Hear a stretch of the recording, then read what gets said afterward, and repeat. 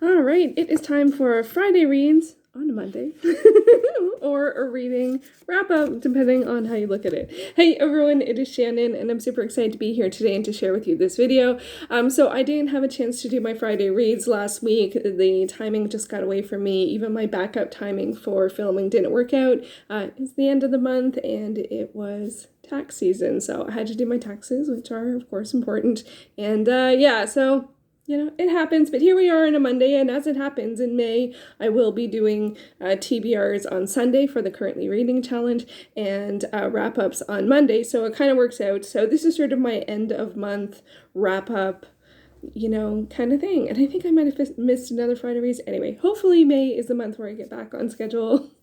There's always hope, right? There's always hope. Okay, so one of the bigs that I finished, and this was huge, is The Stone Angel by Margaret Laurence. This is a Canadian fiction. I picked this for, I think it was my second TBR jar, and I put it aside to read What Strange Paradise, and I came back to it. I didn't read it every week, but it overall took me 3 months to read, which for Canadian fiction, for me, that's actually pretty good. For a TBR jar pick, not good, because I was hoping they'd be 3 weeks, but I knew I wasn't going to finish this in 3 weeks. Anyway, all that put aside, loved it. Absolutely loved it. I'm actually really, it's kind of too bad that I finished this after the quarter-year check-in tag, because this actually really could have fit the question about, do you think you've read what could be your favorite of the year? Because this is my first 10 out of 10 that wasn't a reread. I absolutely adored it. It's and it had a great afterword as well,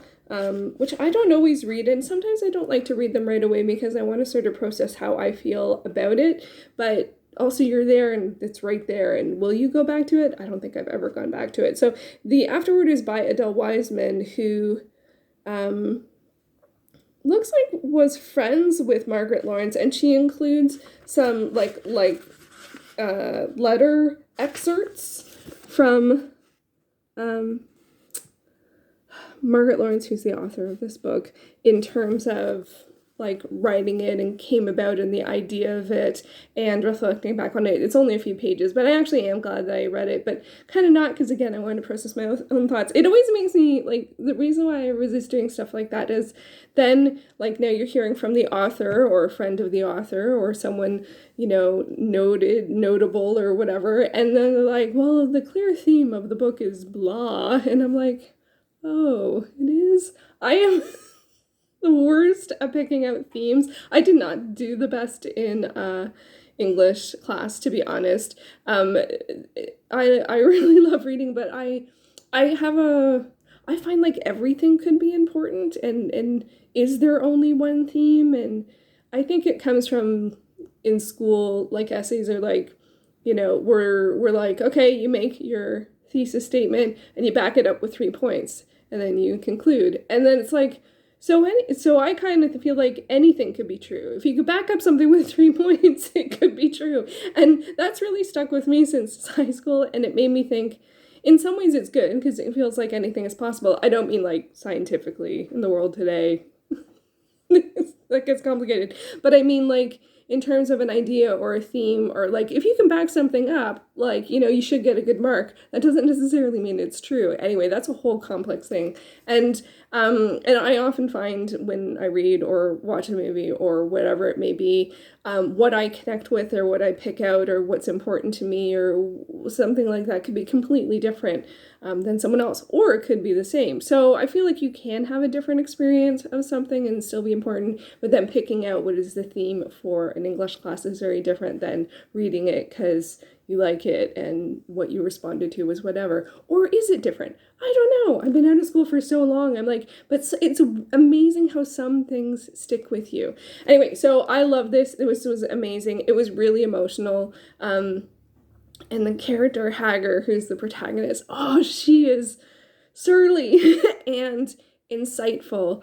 And I think that that's what I got the most out of the book, is the moments of recognizing what's going on in the situation, and which could mean, oh, I shouldn't have said that, or oh, now I'll have to rectify that, or oh, now we're on the same page again. And so you get these conversations with people, as well as her pacing through what's going on, how she's feeling, assessing the situation. It's very insightful. But it is a tough story. But for me, I wasn't really in it for the story. It really feels a bit more like a character portrait. She talks about it in the afterword.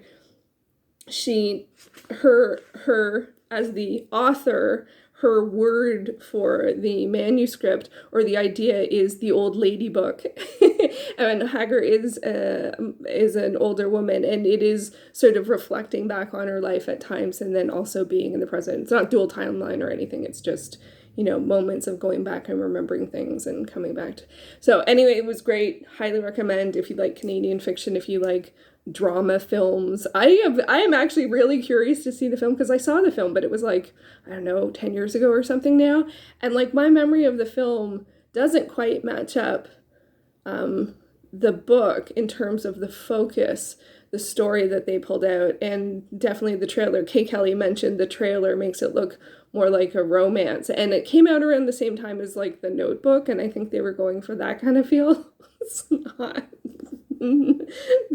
like no, not really. Like I can understand why they went that route, but I think that's doing a huge injustice to this story because it is a different story. But that definitely tends to happen in in marketing.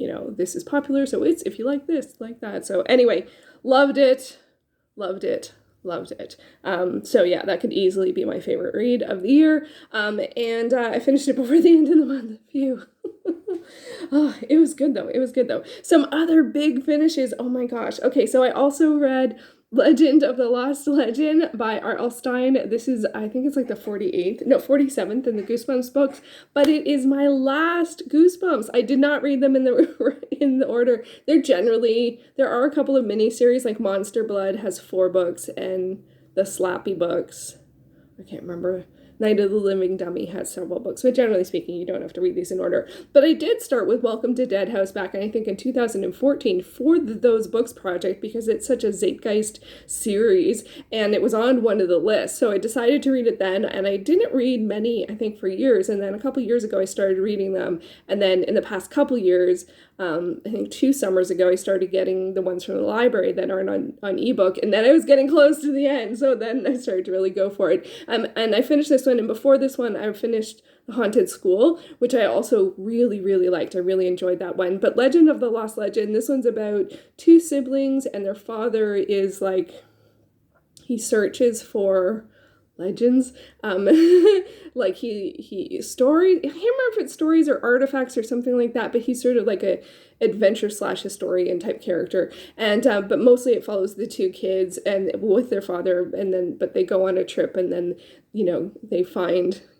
outrageous things because it's Goosebumps, and then they keep on going, and it's quite a fast-paced adventure.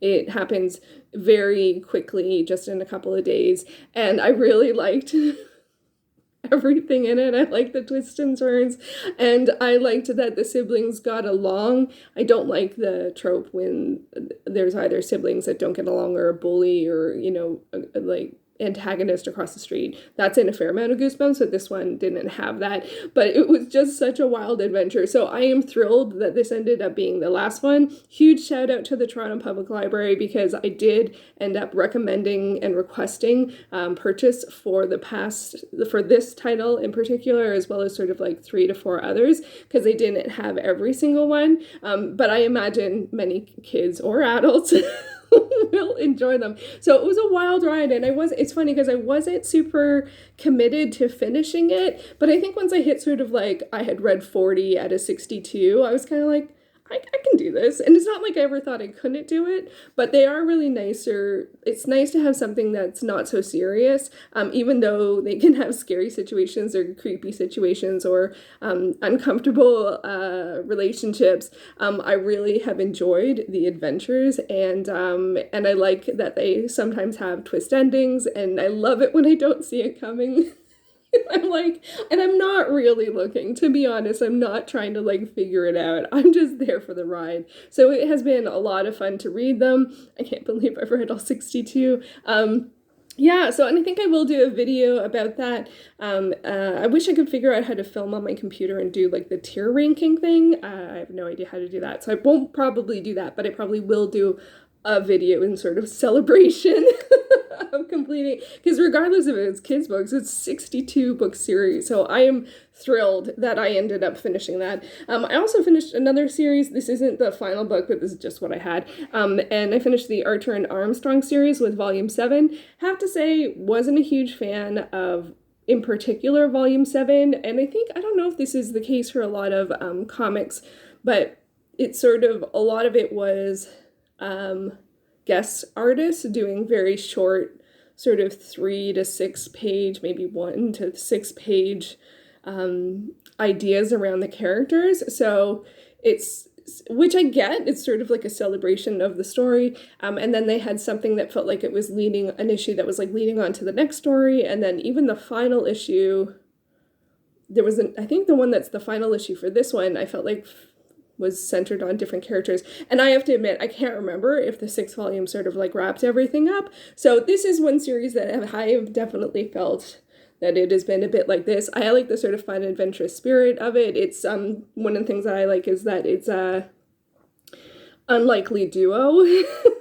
And I thought both of the characters, Archer and Armstrong, were interesting, but there weren't a lot of great female characters in the stories. They were sort of reduced to sort of like the 3 archetypes that of roles that women tend to get. And so that was a little,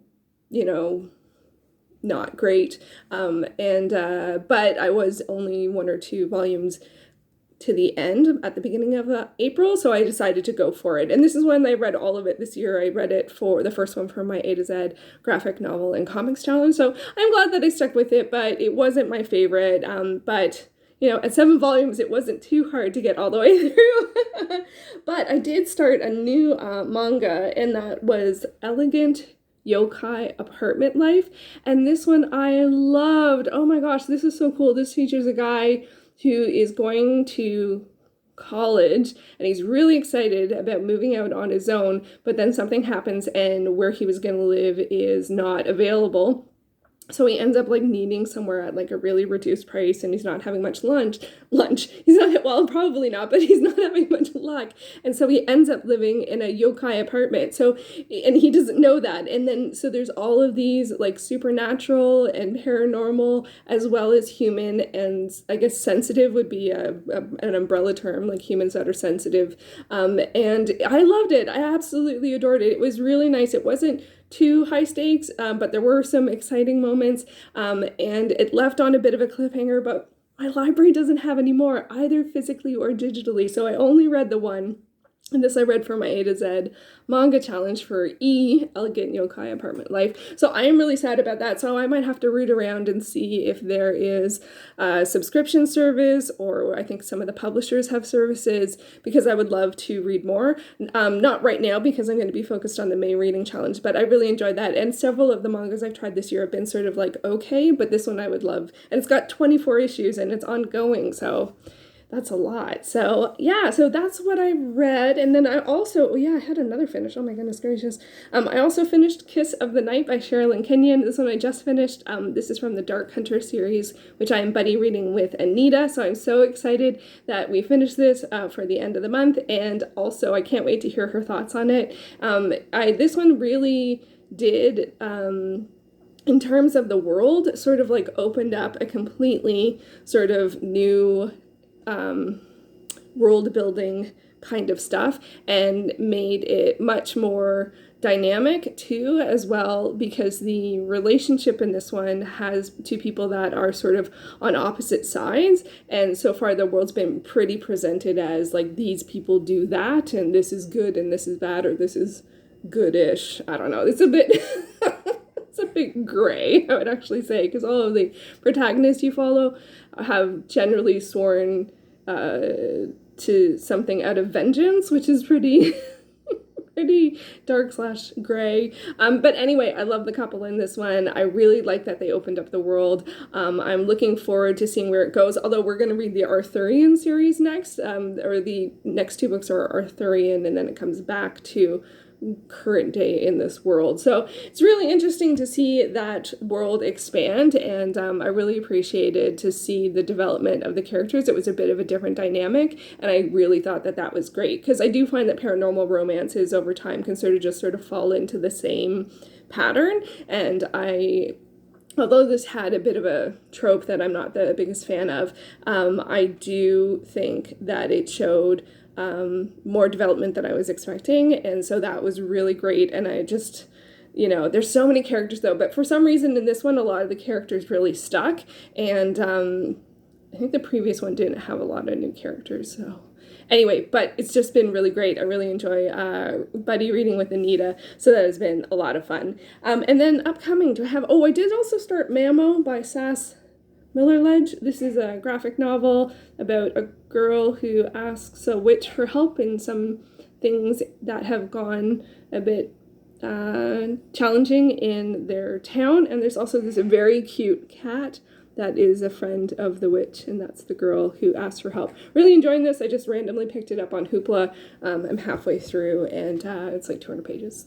It's great. Really great. A lot of sort of nature magic and hedge witch stuff, and so it's really awesome. And then I don't know what I'm reading. You might know what I'm reading, because I'm posting this after my TBR, but I haven't filmed my TBR yet. So I'm going to wrap this up because I'm so excited to be starting the May reading challenge, which is focusing on the books I'm currently reading, which is a lot. It's like 30 or something right now. I think the jars are at 19 and 9 for fiction and nonfiction. So there's a lot of options, and I have no idea. I also will be reading something else in addition to that, which will be part of that video. Just I think there's 4 books that I need to read this month, so 1 a week. I don't know what it'll be. It'll already be posted. I'll leave that in the description box and up above, and probably as the end card, which might already be showing. So anyway, I am going to leave things there. Let me know how your April went. Did you do push to the end of the month? I know I did. I spent a lot of time on Friday and Saturday reading, and I don't normally do that, but I'm like, I want to get my currently reading down. So yeah, so I'm glad that I did. All right, I hope that you're having a wonderful start to the month, and I will be back soon in another video. Thanks for watching.